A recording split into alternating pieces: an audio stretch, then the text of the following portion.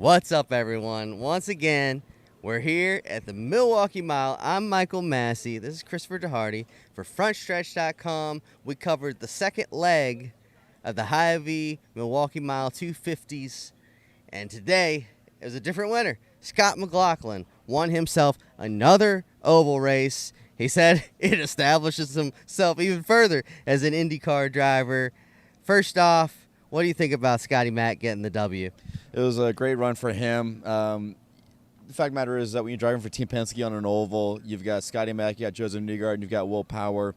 Will Power, he can win anywhere. He had a very dominant win here in 2014. Joseph Newgarden is, you could argue he's the oval king of Team Penske, but his race never even really got started. We'll get into that in a little bit.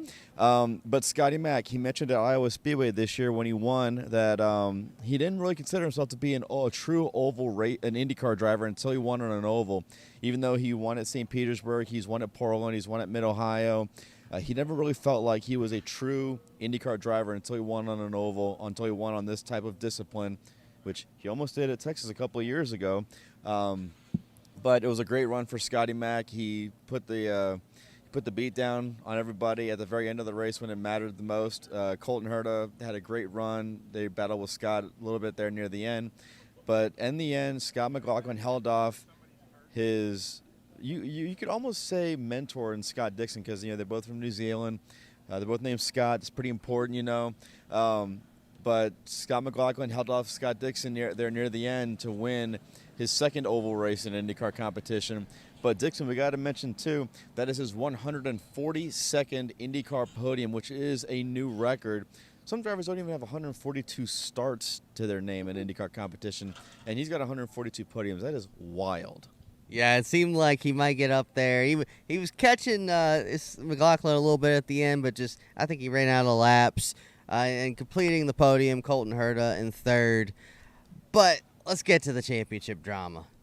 Obviously, right away, you mentioned Newgarden had his incident right at the start, but another guy had something even before that. Alex Palou, the championship leader, had a big old points lead entering today. It seemed like when his car wouldn't start, and the race started under caution without him, he's going laps down, it seemed like it was over. What happened? So, well, first of all, his car actually did start because the TV panned to him being stopped on the pit entry or pit exit lane in turn number 1. It was not initially, some people thought it was a hybrid system issue. Dylan Welch reported on NBC that it was a 12-volt battery that the team replaced that powered the ignition system and a couple of other components on the car. Could it be hybrid related? We don't know. There's a lot of debriefs and things that have to go on. I know I saw all 5 of the Ganassi crews, they're feverishly working last night to try and fix up everything. But we really don't know everything about the failure, except that it was a 12-volt battery. Dylan Welch reported that if the hybrid system had failed on Palou's car, that it would have been a lot longer before he would have been able to get going. As it stands, Palou managed to get back out on the track. He went a few extra laps down, but the critical thing is he kept the car moving. He kept the car circulating laps. He wasn't going to win the race. He wasn't going to finish top 5, top 10, but he needed to make more laps so he could build up some more positions in the race, which he did. As several cars went out from other mechanical issues, several cars went out because of accidents. He just kept going and going and going, and Alex Palou ended up finishing 19th with one more lap. He would have gotten 18th place, but instead of having a 43-point lead, Palou now has a 33-point lead as we head to Nashville Superspeedway in 2 weeks. Think about this. Before lap 100 in this race, Will Power led the race and actually led the championship for a little bit there. But as we talk about so much in racing, crazy things can happen. Well, let's get into that. Will Power, It looks like he's going to run away with this race. He's leading a lot early. He's just going to get like a max points kind of day, gain all he can, possibly come out here with the points lead. All of a sudden, a restart, he spins out. What happened? What happened? I talked to Will after the race, which you can find the video on Frontstretch's YouTube channel, just like this video. You know how to use Google. You know how to get this going here. We're also, we know how to use technology here. Unfortunately, he just lost it. It's just one of those like crazy things that just happens, and he just he lost it on his own, really. He hit the wall very, very lightly with the nose of the car in turn 4, but he was able to keep the car rolling and actually was able to, not lose a lap until he made a pit stop to go change the nose of the car. The team wanted to change the nose, and unfortunately that change led to him going a lap down. Power was trapped a lap down for much of the rest of the race until Stingray Rob ran a little high in turns 1 and 2. Brushed the outside wall, was stopped against the outside wall in turn number 2. That brought out a caution. Power benefited from the wave around. He got waved around the pace car after the lead lap cars pitted. Then was able to make his final pit stop. But there was one little problem. Unfortunately, because of Power's situation there, he had to make an extra pit stop. He had to put some used tires on because Power's team actually ran out of new tires. Every team has a limited amount of tires that they can use for the race. Unfortunately, they didn't have any more new tires to put on at that time. They saved their new tires for, I think, their pit stop about 30 or 40 laps after that stop under caution. And then after the Stingray Rob incident, they put another set of used tires on that didn't have too many laps on them. Power ended up finishing 10th. He was very frustrated, but hey, he gained 10 points on Alex Palou, which that's better than nothing, It's still mathematical that he can do it, right? And yes. As well as Scott McLaughlin, he still can. But these guys, I think with McLaughlin, as long as Palou actually starts the race in 2 weeks, I think that McLaughlin's not going to be able to catch him. I got the results right here on my phone here. So as it stands right now, Alex Palou has 525 points. Scott McLaughlin has 475. That's exactly 50 points. You get 50 points for winning a race in IndyCar racing. If you can lead one lap, you get a point. If you lead the most laps, you get 2 additional bonus points. And you get another bonus point for getting the pole, unless the qualifying is rained out. But if you look right here at the very, very bottom of the sheet. It was last place good. Yeah, Marcus Armstrong has 5 points for finishing 26th. So basically, if Palou starts the race, which he will, let's just be real here, McLaughlin will not be mathematically eligible for the championship anymore. Power will be the only driver that can catch him. As we've seen in IndyCar racing before, anything can happen. Heck, we just saw that today. Anything can happen, really. The start of the race. Let's just go over that real quick, just because we have to. Yeah, let's go over that. Joseph Newgarden. I mean, I thought he might sweep the weekend. He looked really fast in practice, fast in qualifying. What happened? So first of all, just to kind of go back to yesterday, Newgarden got involved into an accident with Marcus Ericsson. Both of them out of the race. Unfortunately, things like that. Both had a different opinion on what happened. Yeah. I thought it was a racing incident personally, but anyway. Today, Newgarden was leading the field down for the green flag, but race control did not like the alignment of the back of the pack.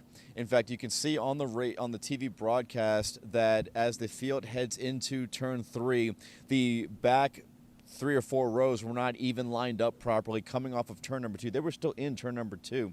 So they were basically a third of a lap down already before the race even started.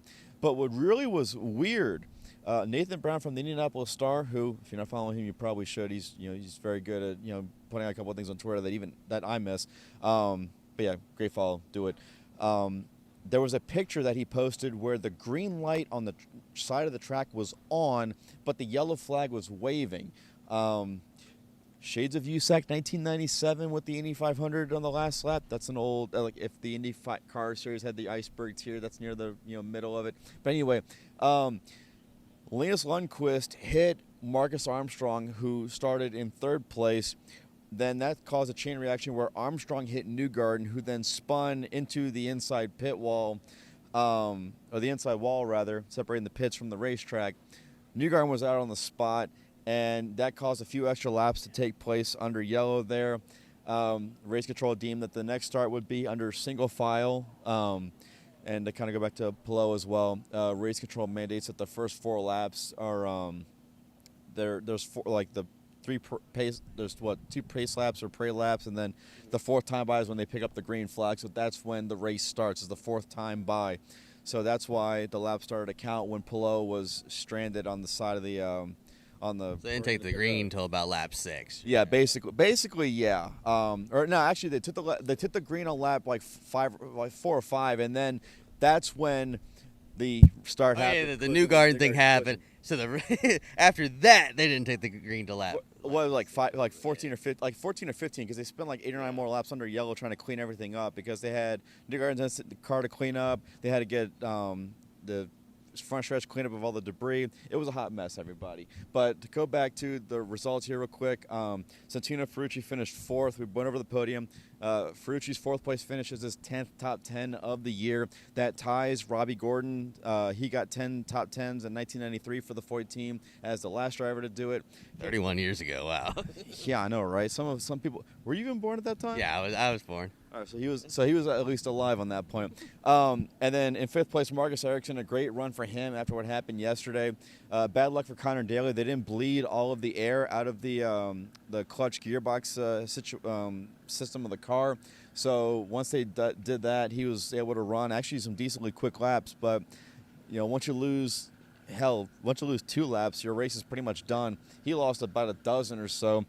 Connor finished there in 17th place, but as Nathan Brown pointed out, he gained another position in the Leader Circle program, Leader Circle purse sharing program that IndyCar has, which that's probably another video we should probably do at another time to explain what that is, but that's another story for another day, folks. Anyway, one other thing I did want to bring up, Graham Rahal, he had an incident with Christian Rasmussen there, Rasmussen in his 2nd ever short oval race. It was just not a. Well, let me tell you. Before I talked to Ray Hall, and he said that I'm bringing this up. That in the drivers' meeting they addressed Rasmussen's driving.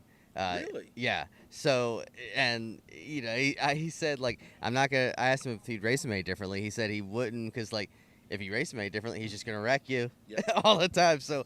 A little bit of bad blood there between Ray Hall and Rasmussen. Go ahead. But let's go back to earlier in the weekend. Graham Rahal he expressed his frustrations on pit road to those of us in the media bullpen, which I got a story about that on Frontstretch for the before the first race of the weekend.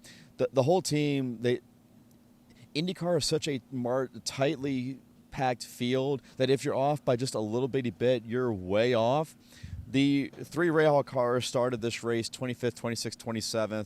They were 3 of the final 5 cars, if my memory is correct, in Saturday's race. Christian Lundgaard got really lucky with the yellow yesterday to finish 9th. But, I mean, today, Graham finished in 23rd, Pietro Fittipaldi finished 21st, and Christian Lundgaard was 12th as survival of the fittest. But it was not a good weekend for Rahal. He was very upset with how the team had performed. And really, with as many partners as they have, this is a place where they really should not be. They have a brand new facility. They have fantastic, heck, I've been there. It looks very, very good. They got all the nice tools and everything like that to get everything going. But if you're just a little bit off, you're way off in these cars, and that just shows how good the rest of the field is. Don't want to bring up Pato O'Ward. He had a gearbox issue as well as Nolan Siegel did as well. Pato finished 24th after winning yesterday. Just not the way he wanted to have his weekend end up, especially after everything that happened on Friday and Saturday with all the not post-race, but the extracurricular stuff happening with promotional things and all that kind of stuff, which if you've seen social media, you know what we're talking about. If not, we'll have something about that later on this week. But overall, I would say as a weekend was a success. They apparently the Milwaukee Mile apparently opened up 2 more they untarped 2 more sections of grandstand for people to come in today, so that was good. Michael, what's your final thoughts on the weekend, brother? I thought today was a way better race than I was expecting. Yesterday was good, but I thought today that it kind of spread out, especially the battle there between McLaughlin and Colton Herta for the lead. It looked like McLaughlin was going to clear him. All of a sudden, Herta just comes roaring back on the outside. And, everybody in the media center was like, whoa, when that happened. Confirm. Yeah, really good race. I enjoyed covering it with you. And look for all of our content. We're writing a couple articles on frontstretch.com that you can read. You can watch all the post-race interviews we got on the Frontstretch Open Wheel YouTube page. Please like and subscribe. You can follow Christopher on social media at DeHarde, CDEHARDE. You can follow me, Michael Massie, at M_Massie22. For Christopher DeHarde, I'm Michael Massie. See you guys next time. Hi, I'm Christopher DeHarde with Frontstretch.com. If you enjoyed what you just saw, hit the like button and subscribe for some more great racing content.